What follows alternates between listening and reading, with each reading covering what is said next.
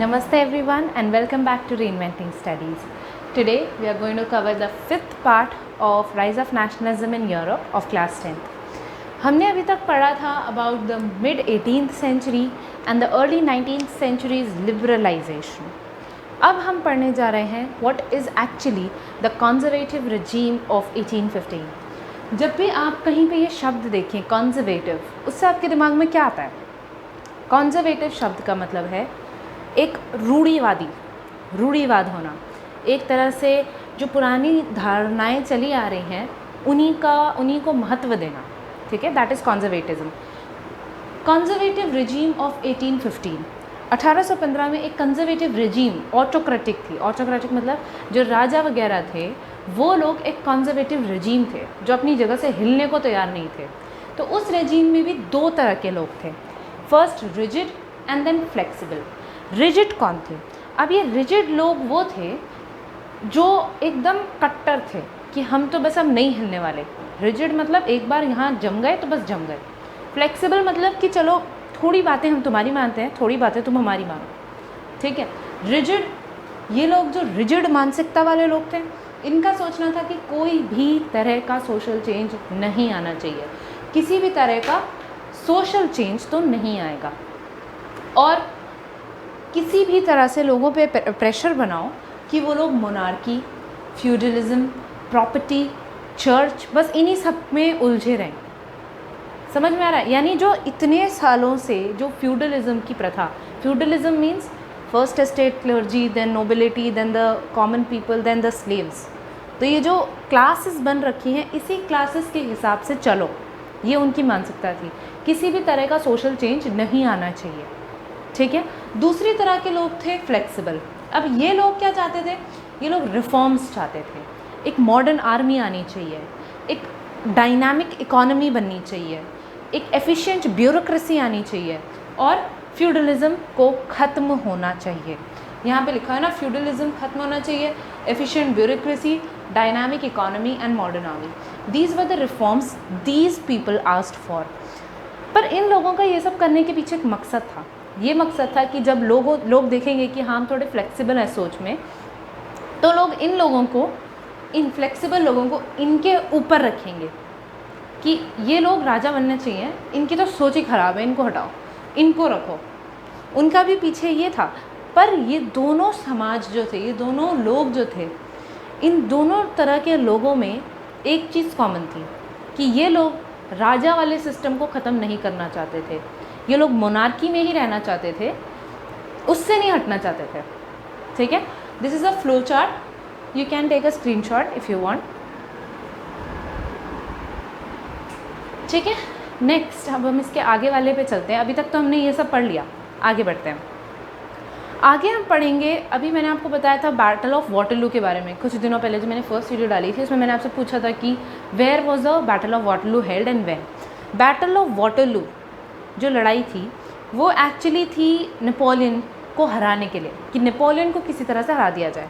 Napoleon को हराने के लिए जो चार देश साथ में आए थे वो थे ब्रिटेन, रशिया, प्रशिया, ऑस्ट्रिया, ठीक है. ब्रिटेन, रशिया, प्रशिया, ऑस्ट्रिया, ये चार सारे एक साथ आए और इन सब ने मिलके नेपोलियन को हराया.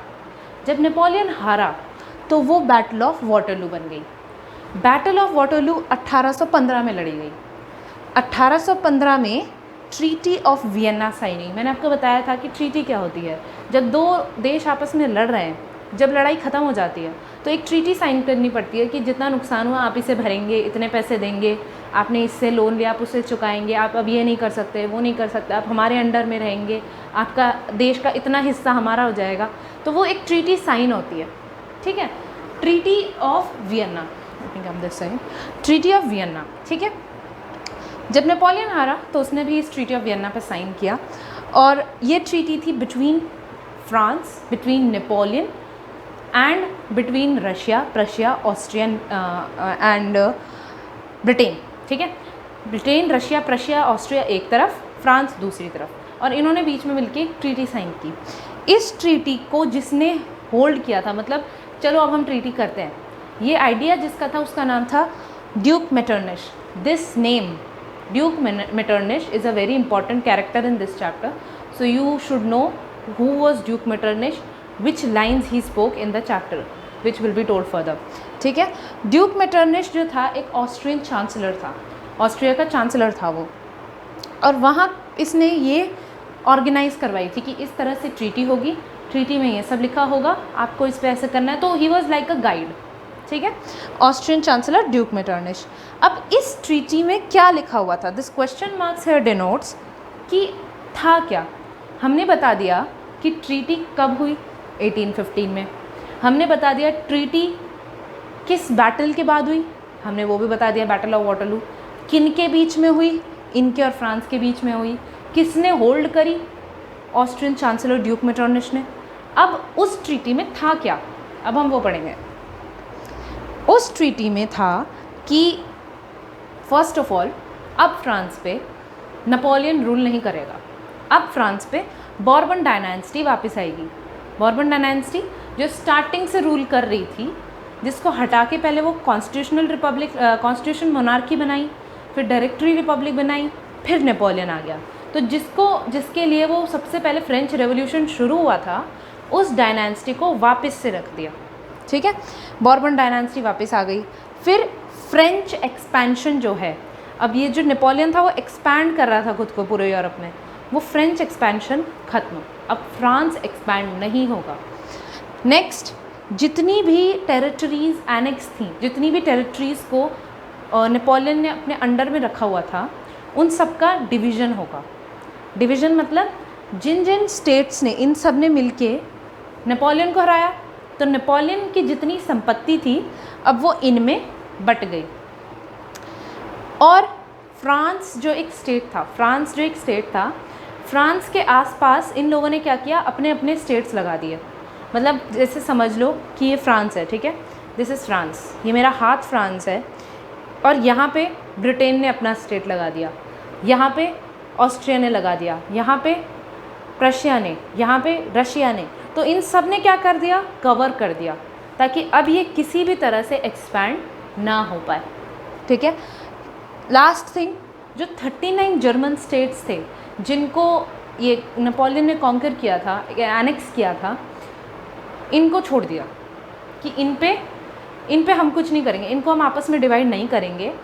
बाकी सब जो नेपोलियन की संपत्ति थी वो तो डिवाइड हो गई, फ्रांस अलग हो गया, बाकी जितनी संपत्ति थी वो डिवाइड हो गई, पर जो ये 39 जर्मन स्टेट्स हैं इनको कोई टच नहीं करेगा, इन पे जो राजा था वही रहेगा. ठीक है, इन पे किसी का अभी अधिकार नहीं है. तो ये था हमारा कंजर्वेटिव रेजीम, ये था हमारा बैटल ऑफ वाटरलू.